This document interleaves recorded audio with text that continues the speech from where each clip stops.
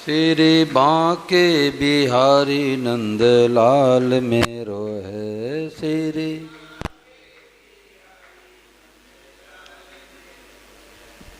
बोलो गिरधर गोपाल की। राम राम राम राम राम राम राम राम राम। सबको राम जी राम राम जी राम। भगवते नमः भगवते नमः भगवते नमः। देखो, आज महाराज जी से प्रश्न किसी ने पूछा कि हम भगवान की कृपा को कैसे समझें। अनुकूल परिस्थिति में, सुखदायी परिस्थिति में तो भगवान की कृपा समझ आती है, परंतु घाटा लग जाए, अपमान हो जाए, निंदा हो जाए तो प्रतिकूल परिस्थिति में भगवान की कृपा को कैसे समझें। तो महाराज जी ने कहा कि भगवान की कृपा समझ में नहीं आती, भगवान कृपा माननी पड़ती है। भगवान कृपा है, अब हमें पता नहीं है। जैसे साल भर का बच्चा होता है, अब क्या समझ सकता है कि माँ कितनी दयालु है? बोलो, नहीं समझ सकता। माँ तो गर्मी का दिन है, रगड़ रगड़ के नहलाती है तो भी रोता है। सर्दी का दिन है, स्वेटर पहनाती है तो भी रोता है। तो रोता है बेसमझी से। ऐसे चाहे अनुकूल परिस्थिति आवे चाहे प्रतिकूल परिस्थिति आवे, दोनों में भगवान का मंगलमय विधान है। दोनों में फर्क है कि संतों ने कहा कि अनुकूलता में भगवान की दया है और प्रतिकूलता में भगवान की कृपा है। जैसे माँ बच्चे को थप्पड़ लगाती है, ये माँ की दया है। माँ जो है बच्चे को दूध पिलाती है, दया है, और थप्पड़ लगाती है, कृपा है। तो प्रतिकूलता में विशेष कृपा है। सुखदायी परिस्थिति आने पर, अनुकूलता आने पर व्यक्ति अभिमान में तो फूलता है और भगवान को भूलता है। दो घाटा लगता है। लगता तो है कि अनुकूल परिस्थिति आने पर हम भगवान का भजन करेंगे, दान पुण्य करेंगे, परंतु प्रायः अनुकूल परिस्थिति आने पर, सुखदायी परिस्थिति आने पर अभिमान में फूलता है और भगवान को भूलता है। इसलिए संतों ने कहा कि सुख के माथे सील पड़े। सील मतलब पत्थर। सुख के माथे सील पड़े जो राम हृदय से जाए, बलिहारी व दुख की जो पल पर राम रटा। उस सुख के माथे पत्थर पड़ जाए जिस सुखदायी परिस्थिति में हम भगवान को भूल जाए, और उस दुख की बलिहारी है जिसमें भगवान की याद आवे, भगवान मीठे लगे, सत्संग में रुचि हो। तो भगवान के कृपा को हम जान नहीं सकते, भगवान कृपा को मान सकते हैं कि भगवान कृपा है। अगर भगवान कृपा नहीं होती तो मनुष्य ही कैसे मिलता? कुत्ता बिल्ली गधा सुअर बना देते तो क्या कथा स्थल बैठने देते? कोई कुत्ता आके कहे भाई आधा घंटा हम भी सत्संग सुनना चाहते हैं, कोई बैठने देगा? लोग कहें लाठी लाओ इसको भगाओ। तो किसी जन्म में भगवान ने उसको मनुष्य से भेजा था, परंतु मनुष्य में आके दुरुपयोग किया, दूसरों से बैर किया, खान पान बिगाड़ लिया, तो भगवान इस जन्म में कुत्ता बना दिए। अब सत्संग में बैठ नहीं सकता। हर परिस्थिति में भगवान कृपा। देखो, कल्याण लेख छपता है गीता प्रेस से, उसमें एक लेख छपा था कि एक सज्जन भगवान को मानने वाले पूजा पाठ करके और स्कूटर लेकर के आप ही जा रहे थे। आवाज़ तो सबको साफ सुनाई दे रहा ना। तो स्कूटर लेकर के जा रहे थे तो रास्ते में ट्रक वाले से धक्का लगा, नीचे गिर गए और एक पैर उनका काटना पड़ा। डॉक्टर ने कहा कि जहर फैल जाएगा शरीर में, तो एक पैर कट गया, प्लास्टिक का पैर लगाया गया। तो उन्होंने पूजा पाठ करना छोड़ दिया। अगर भगवान में शक्ति होती तो हमारा एक्सीडेंट क्यों होता। तो जो भगवान से चाहते हैं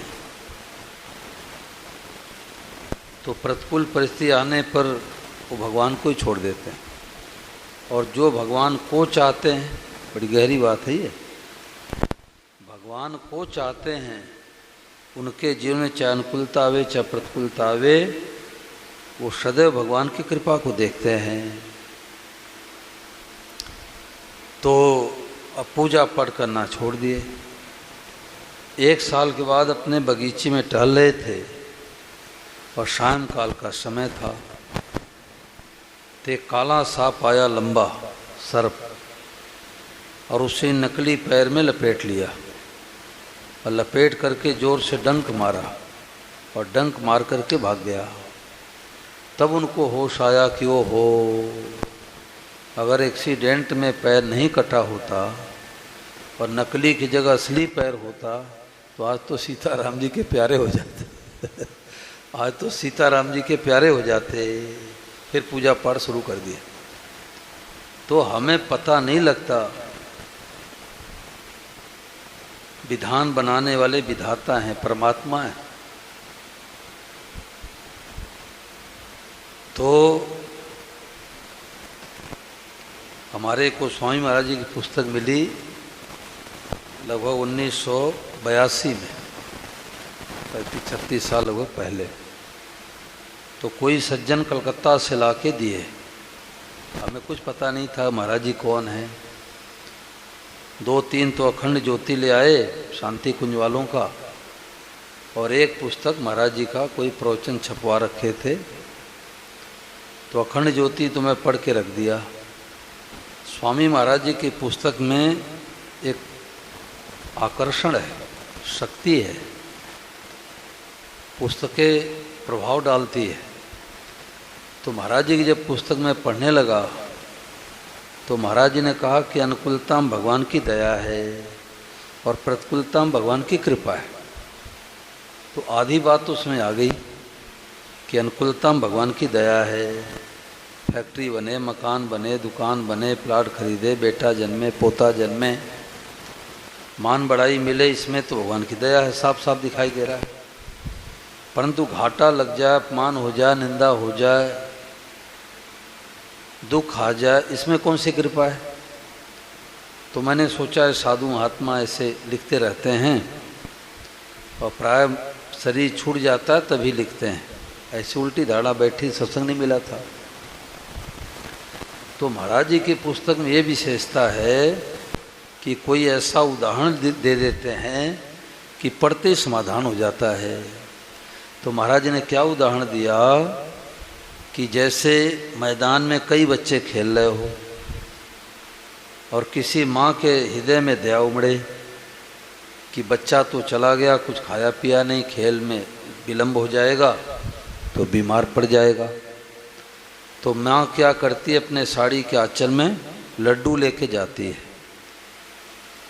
तो देखती है कि हाँ कई बच्चे खेल रहे हैं, अपना भी बेटा है, औरों का भी बेटा है।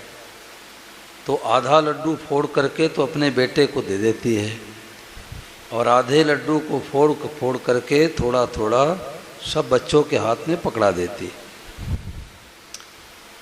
परंतु यदि सब बच्चे उदंडता करे तो थप्पड़ किसको लगाएगी भाई? अपने को।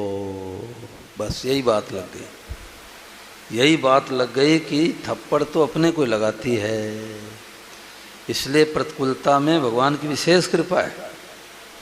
अगर प्रतिकूलता नहीं आवे तो जीव भगवान से उल्टे जाएगा। इसलिए भगवान बड़े दयालु, बड़े कृपालु हैं।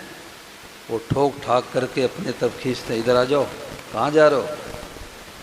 जिस जन्म में गए वही भोगों में लग गए, रुपयों में लग गए, इस जन्म में तो हमारे से प्रेम करो। तो हर परिस्थिति में कृपा। एक भगत था, मंत्री, राजा का मंत्री था, तो जो भी परिस्थिति आती, जो भी घटना घटती, तो मंत्री कहता, राजन भगवान कृपा हो गई, भगवान कृपा हो गई, भगवान का मंगल में विधान है। उसकी आदत ऐसे पड़ गई। तो क्या हुआ कि राजकुमार बीमार हुआ, राजा का बेटा। मंत्री को पता लगा, मंत्री ने कहा, राजन क्या हुआ? बोले बेटा बीमार है। मैं तो बहुत दुखी हूँ। बोले भगवान कृपा हो गई, भगवान का मंगल में विधान है। आनंद हो गया, मौज हो गई। राजा को गुस्सा आया कि ये मूर्ख मंत्री है, मेरा तो बेटा बीमार पड़ा है, इसको भगवान कृपा दिखाई दे रही। क्या कृपा है? अरे बोले गाड़ी मोटर लेके जाता, कोई 19-20 घटना भी घट सकती थी। बीमार है, कोई अच्छे वैद्य डॉक्टर को दिखाओ, बीमारी ठीक हो जाएगी। अब अच्छे वैद्य को बुलाया, बीमारी ठीक हो गई। कुछ दिनों के बाद रानी उसकी मर गई। अब रानी मर गई तो राजा बड़ा दुखी हुआ, फूट फूट कर रोने लग गया, हाय हमारी रानी मर गई, हाय हमारी रानी मर गई। मंत्री को पता लगा, मंत्री आया, बोले राजन भगवान कृपा हो गई, भगवान कृपा हो गई, भगवान का मंगल विधान है। आनंद हो गया, मौज हो गई। राजा को गुस्सा आया, मूर्ख मंत्री है, हमारी तो रानी चल बसी और ये कह रहा भगवान कृपा। क्या भगवान कृपा है? तो मंत्री ने कहा कि आपने तो उसको मारा नहीं, उसने आत्महत्या किया नहीं, गिनती के श्वास मिले थे और श्वास खत्म होते ही चली गई। और उसके पीछे गीता का पाठ कराओ, रामचरितमानस का पाठ कराओ, गौ माता की सेवा करो, दीन दुखियों की सेवा करो। महाराज जी कहते कोई घर में परिजन की मृत्यु हो जाए तो शोक होता है, तो शोक मिटाने क्या उपाय है कि गायों की सेवा कर दो और गरीब बस्तियों में जा कर के गरीब बच्चों को लड्डू बांटो। तो अब उनको तो बेचारों को मिलता नहीं, तो लड्डू मिलता है तो उनको प्रसन्नता होती है, और वो प्रसन्नता होती है तो आपका शोक मिटेगा।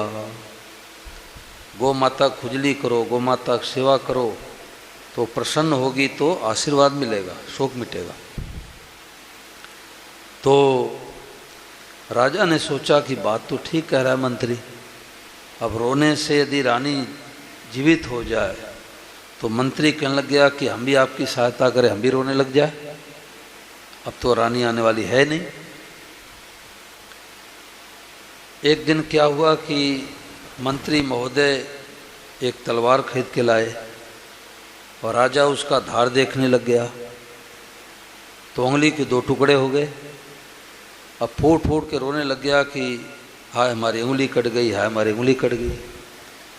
मंत्री को पता लगा, मंत्री आया, बोले राजन भगवान की कृपा हो गई, भगवान का मंगल में विधान है। राजा को गुस्सा आया, ये मूर्ख मंत्री है, बेटा ही मार जाए भगवान कृपा, पत्नी मर जाए भगवान कृपा, उंगली कट जाए भगवान कृपा, ये खाक भगवान कृपा है। इस मूर्ख मंत्री को देश से बाहर निकाल दो, रोटी पानी मत खाने पीने दो। अब सेवकों ने धक्का दे करके बाहर निकाला। मंत्री कहने लगा राजन भगवान कृपा हो गई, भगवान कृपा हो गई, भगवान का मंगल विधान है। अब मंत्री महोदय तो देश से बाहर चले गए और राजा शिकार खेलने के लिए जंगल में गया। तो डकैत लोग इंतजार कर रहे थे, बत्तीसा की बलि चढ़ानी है। बत्तीसा मतलब हम मनुष्यों के ऊपर नीचे मिला के 32 दांत होते हैं। अब डकैत ठहरे कि डकैती मारे और चंडी माता दुर्गा माता को बलि चढ़ा दें तो हम डकैती में पकड़े नहीं जाएंगे। ये तामसी पूजा है। कोई मुर्गे की बलि चढ़ाते हैं, कोई बकरे की बलि चढ़ाते हैं, ये सब तामसी पूजा है। बलि देने वाले भी नरकों में जाते हैं, बलि दिलाने वाले भी नरकों में जाते हैं। कोई देवी देवता भगवान जीव हत्या से राजी नहीं होते। तो डकैतों ने पकड़ लिया और पूछा कि तुम्हारी पत्नी है? बोले पत्नी तो मर गई। बोले अरे ये तो दुखी जीव है, छोड़ो इसको, ये बलि देने योग्य नहीं है। तो दूसरे डकैत ने कहा देखो ये मरने से डरता है इसलिए झूठ बोलता है, देखो कि इसका अंग भंग तो नहीं है, अरे इसके तो 9 उंगलियां हैं, 1 उंगली तो कटी है, छोड़ो छोड़ो इसको, तो बलि देने योग्य नहीं है। अब राजा को होश हुआ कि वो हो मंत्री तो वास्तव में भगवान का भगत था। अगर रानी मरी नहीं होती, उंगली कटी नहीं होती, तो आज तो डकैतों के द्वारा गला काट दिया जाता। अब जल्दी जल्दी आया घर पर, सेवकों को दौड़ाया, उस समझदार मंत्री को ढूंढ के लाओ। अब सेवक लोग घोड़े पर सवार होकर चारों दिशाओं में गए, उसको बैठा के लाए। आते ही मंत्री कहने लगे राजन भगवान कृपा हो गई, भगवान कृपा हो गई, भगवान का मंगल विधान है। राजा ने कहा ये बात तो मेरे समझ आ गई, ये बात तो मेरे समझ आ गई, परंतु एक बात समझ नहीं आई कि तुमको धक्का दे के देश से बाहर निकाला, तुमको रोना चाहिए, गिड़गिड़ाना चाहिए, दुखी होना चाहिए। तुम तो प्रसन्न मुद्रा में दिखाई दिए कि भगवान कृपा होगी, भगवान का मंगल विधान है। ऐसा क्यों, इसमें क्या कृपा है? तो मंत्री ने कहा कि राजन आप शिकार खेलने के लिए जाते तो हमारे को ले आते नहीं ले आते? बोले बिल्कुल ले जाता। अच्छा आपका घोड़ा तेज था तो क्या हमारा घोड़ा कमज़ोर होता? बोले नहीं नहीं, दोनों का घोड़ा तेज होता। तो मंत्री ने कहा कि हम दोनों डकैतों के चंगुल फंस जाते, और आपकी तो पत्नी नहीं, आपकी उंगली भी कटी थी, और हमारे घर में पत्नी मौजूद, हमारी तो उंगली भी नहीं कटी थी, तो आप तो बच गए, हमारा गला कट जाता। बोलो कन्हैया लाल की। तो भगवान ने कृपा नहीं किया तो क्या किया कि ऐसे मौके पर अलग कर दिया, बाद में एक साथ मिला दिया। महाराज जी का ये स्टिकर बना है, कोई भी परिस्थिति आए भक्तों को तो लाभ ही लाभ होता है। अनमोल बातें हैं ये। कोई भी परिस्थिति आए भक्त को तो लाभ ही लाभ होता है। तो सब में भगवान की कृपा भरा हुआ है, हर परिस्थिति में भगवान कृपा है। वृंदावन में सत्संग होता है श्री राम सेवा आश्रम में, होली के 5 दिन बाद, दिवाली के 5 दिन बाद। जो महाराज जी की पुस्तकें लिखा करते हैं आदरणीय श्री राजेंद्र कुमार धवन जी, आपके पास आता है ना उनका प्रवचन? नरेश जी आता है ना? श्री राजेंद्र कुमार धवन जी के प्रवचन आते हैं, हाँ सुना करो। वो गृहस्थ में महापुरुष हैं, लगभग 16 साल की उम्र में महाराज जी पास आ गए, और महाराज जी की पुस्तकें वही लिखा करते हैं, संकलनकर्ता में नाम उन्हीं का आता है। तो आते हैं, सत्संग कराते हैं वहाँ पर। तो उन्होंने एक ऐसी बात बताई जो हमारे को 35 सालों में नहीं मिली थी। हमारे को 35 सालों में उधर दृष्टि नहीं गई थी। तो उन्होंने क्या बात बताई कि हर मनुष्य के जीवन में 2 खाई है, यानी 2 गड्ढे हैं हर मनुष्य के, हमारे आपके सबके। एक तो निराशा की खाई, एक अभिमान की खाई। तो अपने में कमी देखेंगे तो निराशा खाई में गिरेंगे। कहाँ गिरेंगे? निराशा खाई में गिरेंगे कि 25 साल से सत्संग कर रहा हूँ, हमारे अंदर क्रोध कैसे आया? कमी देखते निराशा खाई में गिरेंगे। और अपने में अच्छाई दिखेगी तो अभिमान के खाई में गिरेंगे कि ये तो 8 बजे तक सोते हैं और हम 4 बजे उठ जाते हैं, अभिमान के खाई में गिरेगा। तो कभी निराशा खाई या कभी अभिमान के खाई, तो क्या करे? भगवान के कृपा की तरफ देखे। बोलो गिरधर गोपाल की। कितनी बढ़िया बात मिली हमारे को, 35 सालों में ऐसी बातें नहीं मिली थी। तो न तो अपने कमियों की तरफ देखे और न अपने अच्छाइयों की तरफ देखे, तो क्या देखे? भगवान की कृपा की तरफ। भगवान की कृपा हमारे ऊपर है। अगर भगवान कृपा नहीं होती तो स्वामी महाराज जी के ऐसे महापुरुषों की वाणी कानों में सुनने को नहीं मिलती। भगवान की कृपा बरस रही है, फिर भी हम भगवान को उलाहना क्यों देते हैं? क्योंकि हमें सत्संग नहीं मिला। सत्संग नहीं मिला इसलिए भगवान के सामने रोते रहते हैं, गिड़गिड़ाते रहते हैं, उलाहना देते रहते हैं कि पड़ोसी का 3 तल्ले का मकान हो गया, हमारे 2 तल्ले का क्यों है? अब बैठ के रो। अरे उसका भाग्य अलग है, आपका भाग्य अलग है। 4 भाई हैं, पिता के संपत्ति में 1/4 मिलता है, एक धनी हो जाता है, एक गरीब ही रहता है, चारों का भाग्य अलग अलग है। परंतु भगवान की प्राप्ति करने में तो पूरा पूरा अधिकार है। तो हर परिस्थिति में भगवान कृपा।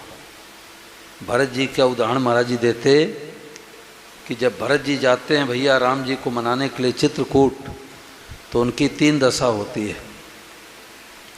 माँ की याद आती है कैकेयी की, तो पैर पीछे हो जाता है। हमारी माँ ने भैया को 14 वर्ष के लिए जंगल भेज दिया, और अपने तरफ देखते हैं कि हमारे कारण से तो भैया को वहाँ जाना पड़ा, तो रुक जाते हैं। और जब राम जी के कृपा की तरफ दृष्टि जाती है तो जल्दी जल्दी चलने लग जाते हैं। जब समझत, बताओ शंकर जी, जब समझत रघुनाथ स्वभाव, तब पथ परल उताइल पाओ, जल्दी जल्दी चलने लग जाते हैं। ऐसे अपने कमियों की तरफ देखेंगे तो निराशा खाइम गिर जाएंगे, अच्छाइयों की तरफ देखेंगे तो ईमान खाइम गिरेंगे। तो क्या करें? भगवान की कृपा। ऐसी बातें मेरे को मिली, 35 सालों में दृष्टि नहीं गई। पुस्तक पढ़ता रहा, पढ़ाता रहा, सत्संग करता रहा, सुनता रहा, सुनाता रहा। ये तो कोई भगवान की कृपा होती है तो ऐसी दृष्टि जाती है। एक ही बात पकड़ लो आज कि न तो अपने कमियों की तरफ देखेंगे, न तो अपने अच्छाइयों की तरफ देखना है। तो क्या देखना है? भगवान की कृपा। अब इसमें कोई बात चलाओ भाई, 5-7 मिनट और सत्संग चल जाए। जो विषय चला है कि हर परिस्थिति में भगवान की कृपा है।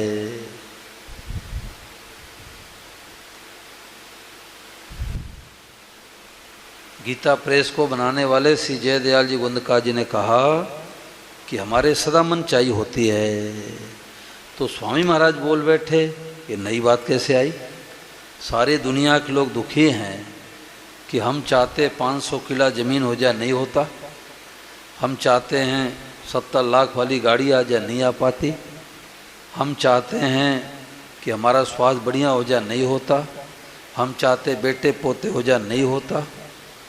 तो सारे दुनिया के लोग दुखी हैं कि हमारे मनचाही नहीं होती। और आप कहते हो कि हमारे सदा मनचाही होती है। तो आपके पास ज्ञान का बल है, तपस्या का बल है, कौन सा बल है? तो सदैव श्री जयदयाल जी गुंदका गृहस्थ में महापुरुष थे। उन्होंने कहा कि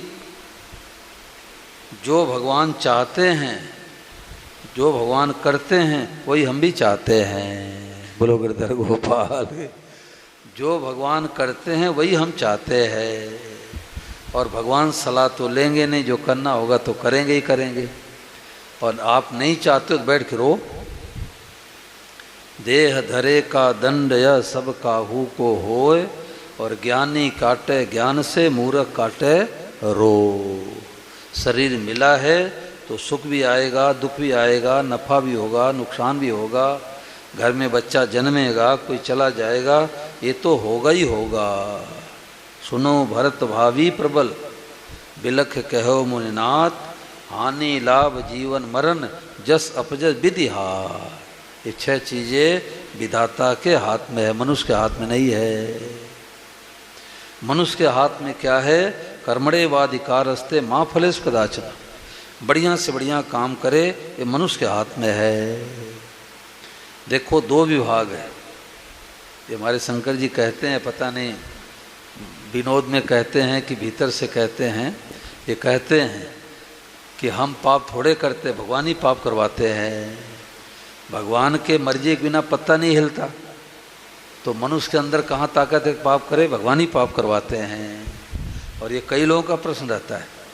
तो स्वामी महाराज कहते हैं कि भाई अगर भगवान पाप करवाते तो ये कथा सत्संग का मतलब क्या रह जाता है? बताओ राम जी। अब तो भगवान पाप करवाएंगे तो करूँगा। भगवान पाप नहीं करवाते, भगवान उल्टे पाप से बचाते हैं। हम गलत कदम उठाते हैं, गलत काम करने के लिए जाते हैं तो हमारे श्वास की धड़कनें जल्दी जल्दी चलने लग जाती है। मानो भगवान चेताते हैं कि तुम गलत मार्ग पर जा रहे हो, सावधान। भगवान उल्टे पाप से बचाते हैं। तो करना और होना ये दो विभाग है। बड़ी गहरी बात है ये। करना और होना दो विभाग है। तो करने का विभाग तो मनुष्य का है, अच्छा करे मंदा करे बुरा करे भला करे, भगवान ने स्वतंत्र बनाया है। और होने का विभाग भगवान का है। कैसे? जैसे किसान खेती करता है, अनाज होता है नहीं होता है। कोई जरूरी है क्या कि एक बीघे खेत में 40 किलो गेहूँ बो के आया है तो 8 कुंतल गेहूँ पैदा कर लेगा? कोई जरूरी है क्या? बोलो। अति बारिश हो गई, सूखा पड़ गया तो 40 किलो जितना बीज डाले थे वो भी वापस नहीं आता। तो करना मनुष्य के हाथ में, होना भगवान के हाथ में है। किसान खेती करता है, अनाज होता है नहीं होता है। व्यापारी व्यापार करता है, नफ़ा भी होता है नुकसान भी होता है। तो करना मनुष्य के हाथ में है, होना भगवान के हाथ में है। हानि लाभ जीवन मरण जस अपजस विधि हाथ, मनुष्य के हाथ में नहीं, भगवान के हाथ में। तो अपने तो बढ़िया से बढ़िया काम करे और जो हो जाए उसमें भगवान कृपा मान के प्रसन्न रहे। बताओ नरेश जी, कोई बात चलाओ। जो अभी विषय चला इसमें कोई बात पूछो इसी विषय पर।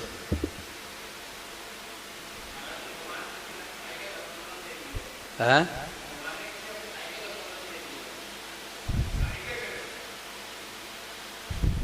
भगवान ने कसाई घर जन्म दे दिया। और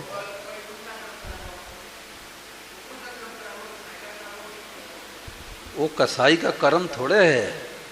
कसाई ने तो लोभ बस वो कर्म पकड़ लिया। वो तो मनुष्य है, कसाई तो बाद में बना है, मनुष्य है। और मनुष्य को भगवान ने विवेक दे रखा है कि ये गलत काम है, सही काम है। वो तो अपने से कसाई बन गया। कसाई पेशा थोड़े है, कसाई कोई जाति थोड़े है। हैं? बुराई आई है, बुराई आई है नहीं, बुराई आई है। और बेटा यदि चाहे तो बेटा चाहे तो कपड़े की दुकान खोल सकता है, साग सब्जी की रेडी लगा सकता है। कोई जरूरी है कि बकरे मुर्गे काटे? भगवान ने विवेक दे रखा है। तो स्वामी महाराज तो कहते थे कि कोई भी व्यापार करो तो 4 चीज़ों को ख्याल में रख के करो तो व्यापार करना ही भजन हो जाए। 4 चीज़ों को ख्याल में रख करके व्यापार करो तो व्यापार करना ही भजन हो जाए। किस चीज़ का? अपने को भी लाभ, दूसरों को भी लाभ। हमारे को भी 10 रुपये बचे और दूसरों को भी लाभ हो। अभी भी लाभ हो, भविष्य में भी लाभ हो। अब कोई शराब बेचता है, अंडा बेचता है, गुटखा बेचता है, सुरती बेचता है, गांजा बेचता है, तो न तो उसको दिखता है लाभ, पर दूसरे को तो कैंसर होगा। 4 वेद 6 शास्त्र में बात मिली है दोय, और सुख देने सुख होत है और दुख देने दुख हो। आप किसी को सुख पहुंचाओगे तो आपके जीवन में सुख की खेती होगी, और आप किसी को दुख पहुंचाओगे तो आपके जीवन में दुख की खेती होगी। तो करना मनुष्य के हाथ में है, होना भगवान के हाथ में। हम दोनों को मिला देते हैं। कई लोग कह देते हैं कि भगवान के मर्जी बिना पत्ता नहीं हिलता तो भगवान ही पाप करवाते। अरे भगवान पाप नहीं करवाते। अगर भगवान पाप करवाते तो सत्संग कथा कोई मतलब ही नहीं रह जाता। अब तो भगवान पाप करवाते हैं।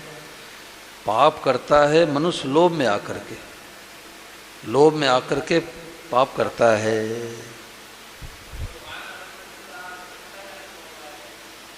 क्या कह रहे?